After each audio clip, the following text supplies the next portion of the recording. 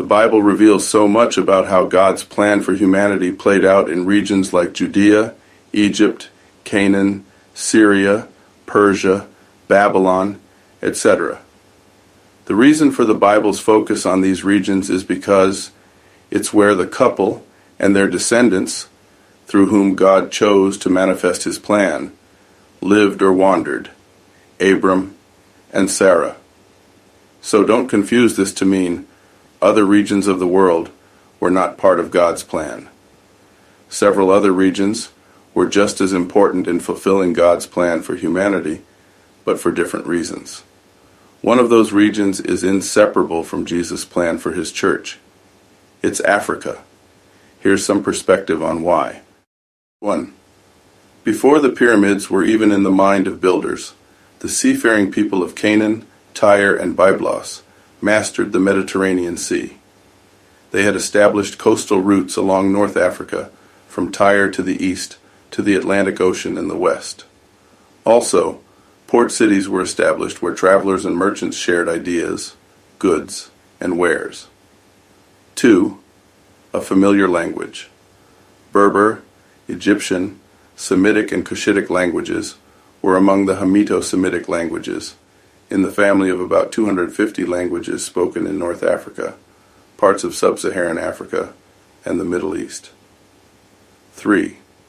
During the reign of Israel's Old Testament king Jehoahaz, a royal Canaanite woman named Elissa fled and purchased land from indigenous African Berbers, then founded the North African city of Carthage. Look at this Carthage coin with the African Hannibal's image. This was 500 years after the city was founded. 6. 300 years before the birth of Jesus, a Libyan Hebrew community in Africa had existed in the city of Cyrene, under Greek rule. During a rebellion against Greece's sacrilegious domination, the Jason of Cyrene is credited with preserving the continuity of Hebrew history. You see, during the rebellion, some of Israel's sacred books had been lost. Yet, the biblical writer of 2 Maccabees credits Jason with preserving the history in the lost books. He writes, "All this, already in 5 books by Jason of Cyrene, we shall attempt to condense into a single work." 2 Maccabees 2:23. His books were essential in shaping the Judaic system that we find in the 4 Gospels. Under this Jewish system of things, the baby Jesus was raised. 7. 132 years before the birth of Jesus, in Alexandria, Egypt, 70 Hebrew scholars translate the Hebrew Old Testament into the common language of trade and commerce, Greek.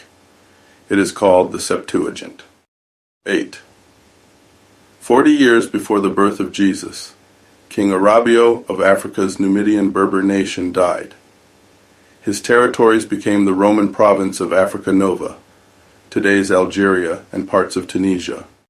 9. Twice, during the 25-year period before the birth of Jesus, the Nubian queen Amanirenas led the battles that prevented the Roman general Petronius's attempts to subdue Nubia. This was crucial because it kept the Roman army out of territories near the African locations where Joseph, Mary, and Jesus had found refuge when they fled from Herod. 10. By the birth of Jesus, the Roman roads that made travel by foot, beast, or chariot easy for its army also made for easy travel by others between villages and towns in Judea and across North Africa. By the time of Jesus' birth, the travel and communication infrastructures facilitated Joseph, Mary, and Jesus' flight into Egypt, the increased influx of Jewish people across North Africa during the fall of Jerusalem, and the survival of the church. But there's more to say about the city of Carthage. The 4th point, African citizens in the city of Carthage were key to the spread of the gospel. In less than 200 years after the African missionaries in the upper room at Pentecost, Carthage had become a strong Christian religious center. Carthage is where Namfanio, a Berber, was the first African Christian put to death for not worshiping the Roman gods. Carthage is where the first African Church Council was held. Carthage is the home of the African church father and scholar Tertullian, also known as the father of Latin Christianity. Carthage is where, over 1,200 years before King James, the 27 books in our New Testament had been declared appropriate for the church by the African bishop. Carthage is where, in the 3rd century, Cyprian was the first African bishop put to death for continuing to encourage and teach the believers. Carthage was the location of the first urban monastery in the 4th century, founded by the great African church father and Bishop Augustine. 5. Carthage was located in today's African region of Tunisia. Many other African locations were key to advancing God's plan for humanity.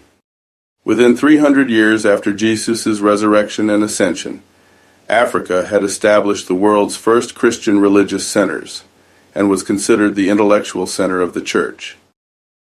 Please click on the links to the first of 11 videos, as well as to the book Surveying Christianity's African Roots, in the description below.